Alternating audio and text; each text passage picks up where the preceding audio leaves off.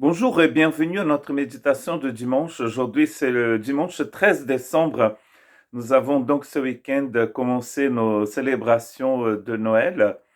Une année un peu difficile, n'est-ce pas, pour les fêtes de Noël. Donc, notre culte était divisé en deux parties. Donc, nous avons eu un culte hier et donc 12 décembre et un culte ce matin. Et donc, pendant ce culte de Noël, nous avons parlé des certaines difficultés toutes les difficultés que les gens ont aujourd'hui de comprendre le vrai sens de Noël. Donc, nous avions une pièce de théâtre qui s'appelait les mages, non pas les mages, les bergers masqués.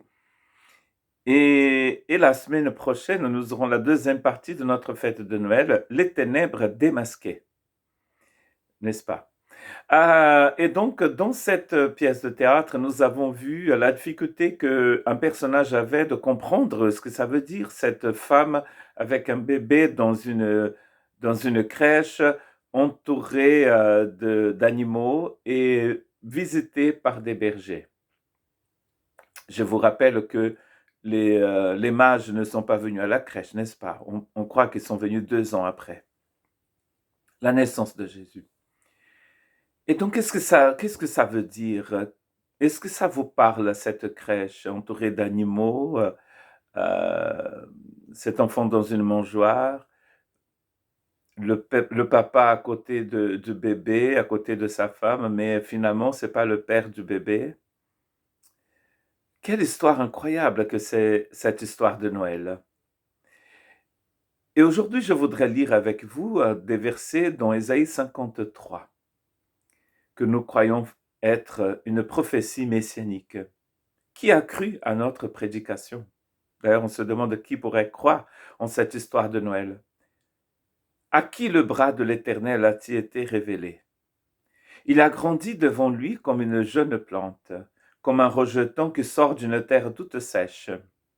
Il n'y avait ni beauté ni splendeur pour attirer nos regards, et son aspect n'avait rien pour nous plaire. Méprisé et délaissé par les hommes, homme de douleur et habitué à la souffrance, il était pareil à celui face auquel on détourne la tête. Nous l'avons méprisé, nous n'avons fait aucun cas de lui. Pourtant, ce sont nos souffrances qu'il a portées.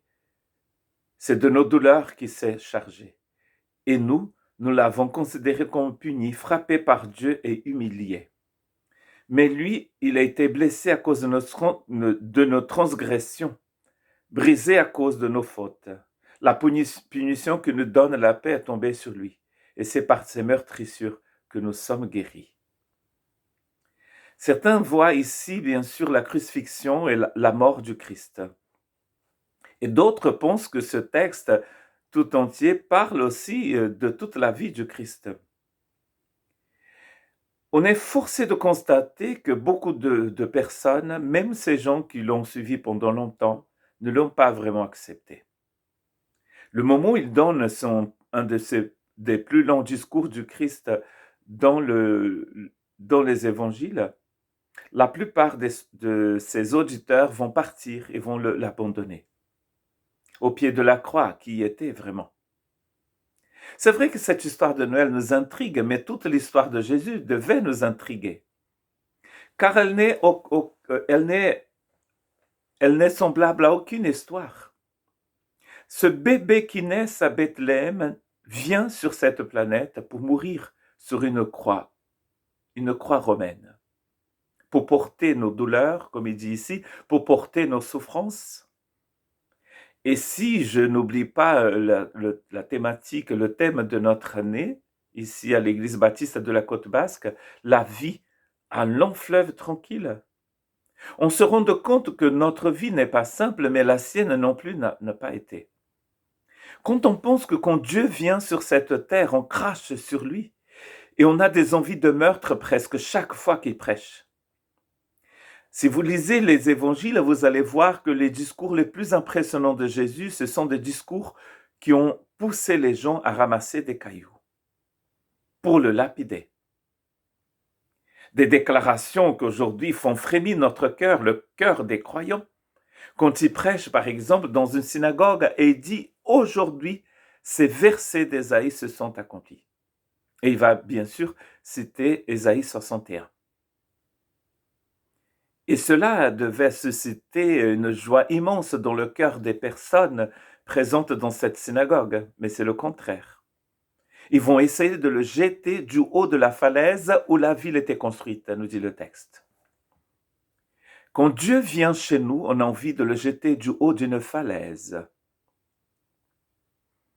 Sinon, de temps en temps, nous avons des envies de meurtre. Nous voulons le lapider. L'être humain est très complexe, n'est-ce pas? Très difficile à comprendre. L'autre jour, j'ai vu sur Facebook quelqu'un mettre « Nous avons beaucoup prié pour que Dieu nous donne une solution pour la Covid. Maintenant qu'on a trouvé un vaccin pour guérir pour cette maladie, les gens disent « ça vient de l'ennemi ». C'est très compliqué. Nous devions tous être contents qu'il a un vaccin, mais vous allez trouver beaucoup de gens qui disent que ça vient du diable. Ceux qui sont croyants disent que ça vient du diable, et d'autres vont dire que c'est pas bon, c'est l'ordre, je ne sais pas, mondial, compagnie qui veut nous contrôler, il a des substances nocives dedans. Peut-être c'est juste un vaccin. Et peut-être nous devions être contents qu'un vaccin a été trouvé. Nous sommes très complexes. Mais nous sommes aussi des personnes aimées de Dieu depuis toujours. Comme nous voyons dans nos méditations dans Éphésiens, il nous a choisis avant la fondation du monde.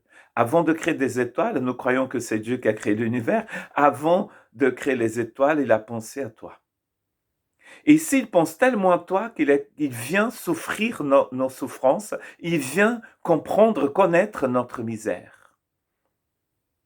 Les gens détournent les regards de lui. Il est méprisé et délaissé par les hommes. C'est comme ça que Ésaïe peint le Messie ici. Et ces prophéties d'Ésaïe vont s'accomplir de A à Z dans la vie du Christ. Méprisé des gens. Méprisé de la religion. Méprisé des autorités de l'époque. Mais méprisé par beaucoup de monde quand même. De gens de tous les milieux méprisaient le Christ. Il a été blessé à cause de nos transgressions, nous dit le verset 5 d'Ésaïe 53, brisé à cause de nos fautes. La punition qui nous donne la paix est tombée sur lui, et c'est par ses meurtrissures que nous sommes guéris. Chose incroyable. Chaque fois que nous fêtons Noël, nous devons penser à Golgotha. Car il n'y a pas de Noël sans Golgotha. Il n'y a pas de Noël sans la souffrance du Christ. Chaque fois, nous devions penser à Golgotha. Car ce Christ vient pour nous donner un cadeau, c'est vrai. Mais un cadeau beaucoup plus grand, beaucoup plus important que celui que pourrait nous donner un certain Père Noël. Le cadeau le plus incroyable qu'il vient nous donner, c'est lui-même qui le dit dans Jean chapitre 10, c'est sa vie. Il vient nous donner sa vie. Dans le sens où il donne sa vie pour nous, mais dans l'autre sens aussi où il nous donne la vie éternelle, sa vie. Que Dieu vous bénisse.